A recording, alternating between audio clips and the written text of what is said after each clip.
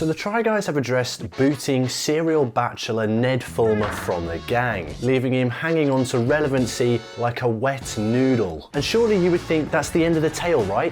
How could anybody possibly spin any more yarn? And how could Dream be involved in all of this? Wait a minute. What's that noise? No, please, it can't be. Surely not. Not mainstream television. Are you there, Try Guys?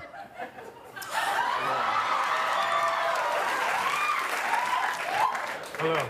Speaking of clinging to relevancy, SNL have recently joined the fray of people who have made videos on the Three Wise Men. Now, SNL are about as in touch with society as my dad is with me. Why would they even want to be involved in some internet drama? But wait till the end of the video, because I've got some spicy insider tips on why they got involved in the first place. And I had to look this up, but SNL's main demographic is 30 to 44-year-olds. I'm sure that Michael and Sharon sat at home with their feet up after just putting the kids to bed were absolutely ecstatic to see what the SNL writers' room thought about the Try Guys love affair. But I don't care who cares, because if I care if somebody else cares, then they're going to care if I care, and if I care that you care, then everyone's caring about caring, and now it's just one big care circle. What I do care about, though, is how awful the skit actually was. So it starts with this really funny swerve ball where this news reporter is stood outside the White House talking about the Ukraine war. He then gets a little buzz in his ear and says, "Hold up, I need to talk about the Try Guys." Sorry, Laura, I'm getting breaking news that the Try Guys have now, in fact, responded to the whole Ned Fulmer situation. There's nothing I love more than studio laughter. In fact, I might start adding it to videos just to make myself feel better. So then I said, remember when he cheated on his wife? Yeah, it was with my wife.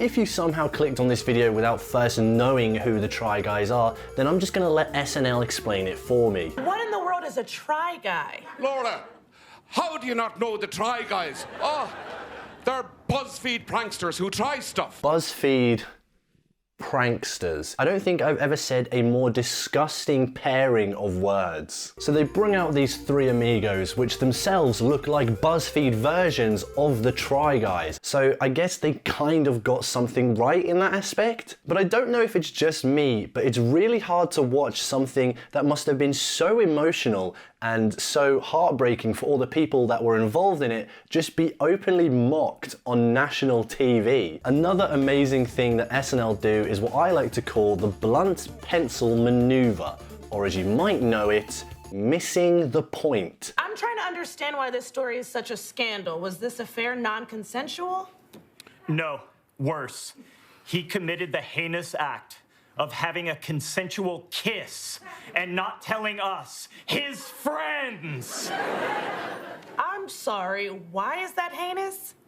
Well, you have to remember the power dynamics, Laura. He's a Try Guy and she's a food baby. Yes, because the issue was that they kissed each other, not because they were both in committed relationships with a wife or a fiance, not because he was her employer or anything. No. It's because we're all in 3rd grade and we now think he has the cooties. So feel free to watch the rest of that sketch if you have quite literally nothing else to do with your life, but it's just another 3 minutes of them downplaying everything as just a kiss, which is kind of ironic with all the sexual misconduct allegations going around SNL right now. But I won't talk about that. But why am I even bothering to make this video in the first place? Well, there's something dodgy in the water, and no, this time I've not pissed in the bath. According to my 5 minutes of research before filming this, Ned has a college buddy from Yale that apparently works in the SNL writer's room. And you'll never guess what.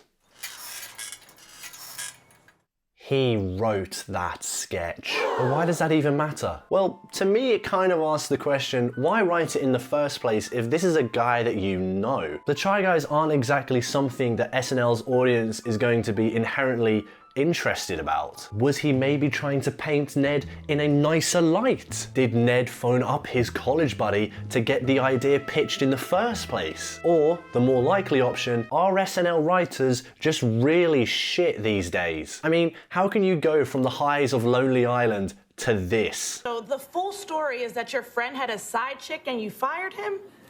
Yes, We had no choice, and we hope he is somewhere on his back with a bullet in his brain and belly.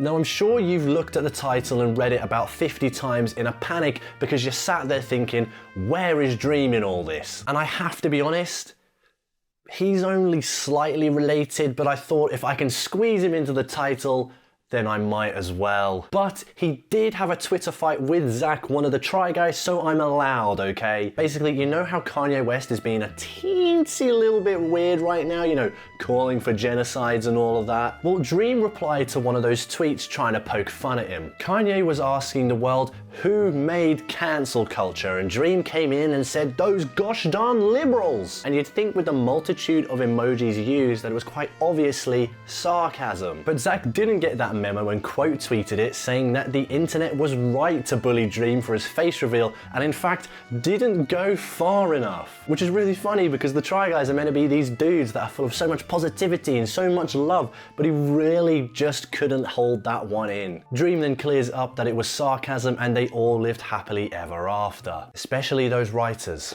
They are stealing a living. What do you guys think about the whole situation? Make sure you comment down below with every single piece of your opinion so I can read it and judge you. Also, make sure to like and subscribe because it really helps the channel. Now, for those that care, yes, my room has in fact changed. You've got a very keen eye for noticing, and I'll email you an award. But basically, over the last couple of weeks, I have been moving house. That's why I've not been able to post anything yet.